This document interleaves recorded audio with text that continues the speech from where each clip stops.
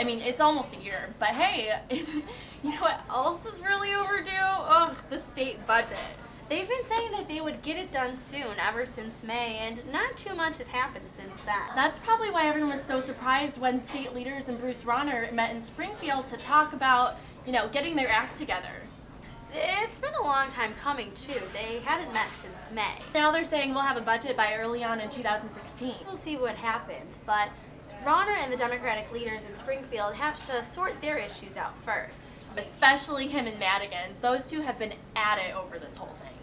The problem is that everybody wants something different. Rauner wants the state to take care of gerrymandering and limiting terms in the state legislature, which he thinks will stimulate the state's economy. Madigan could not disagree more. He says that doesn't get to the meat of the issue, which is the $6 billion the state owes in unpaid bills and $100 billion in unpaid pensions. Budget seems to be the name of the game for this week's news. U of I is getting even more cuts. Each section of the LAS budget is going to be cut by 5%, and if you add that all up, that's around $200,000. It's all thanks to the B word, also known as the budget, or lack thereof. And since LAS is one of the biggest colleges on campus and has over a quarter of the undergrad student population in it, it's kind of a big deal. It is, and students might have a harder time finding one-on-one help because there will be less TAs to go around and more students in each classroom. Well, class sizes might be getting bigger, but the number of coaches at U of I for the football team is getting a little bit smaller. U of I announced Tuesday that special teams coordinator Alex Golesh is saying sayonara and heading to Iowa State. And it's just days after they announced that Coach Mike Ward won't be with us anymore either. They've both been on the Illinois staff for around 4 years now.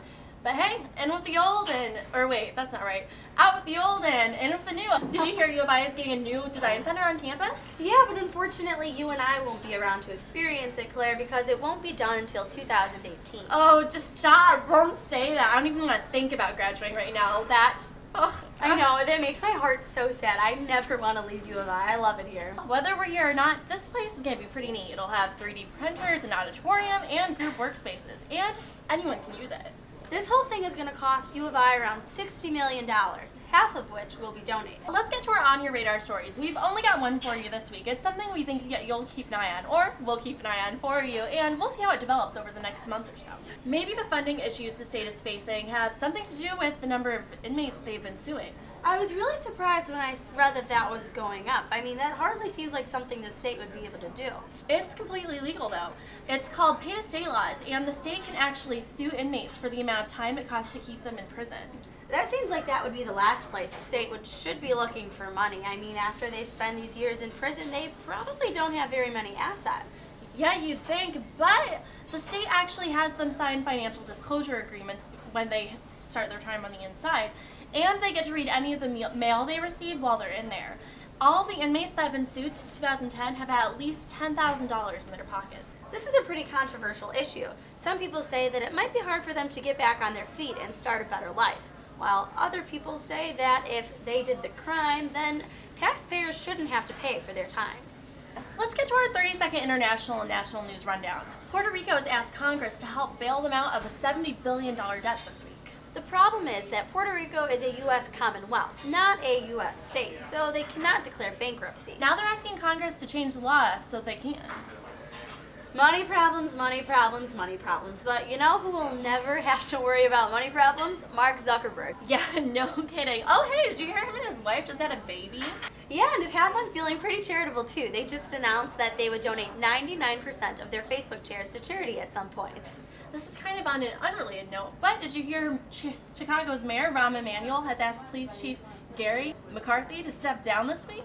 That was just after Chicago policeman was charged with the murder for shooting Laquan McDonald. He said that he started a task force to look into these types of issues within the Chicago PD.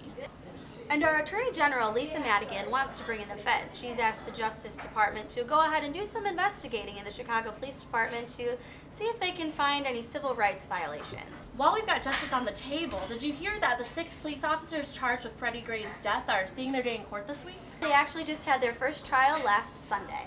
Nothing's been decided yet, though, so we'll have to see how it turns out. Exactly. Well, let's go ahead and give you the rundown on our top polling candidates. We're just going to lay it all out there, see who's feeling what ways about what issues. This is something we'll do every week on a different topic. This week we'll tackle climate change. Clinton says it's the real deal and should be a big priority for everyone. Sanders wants to act now. He's just teamed up with an Oregon senator to fight it. Carson thinks it's real, but it's not human-driven. Trump says the weather might be getting warmer, but the earth sure doesn't. Rubio says that America going green on their own won't really make a big difference. For Cruz, it's kind of like Santa Claus. Believing in it doesn't really make it real. Bush says it doesn't rank in the top 10 priorities he wants to solve. And Paul hasn't said too much on the subject, other than he thinks it's real. Kasich says he wants to act on it, but hasn't exactly said how.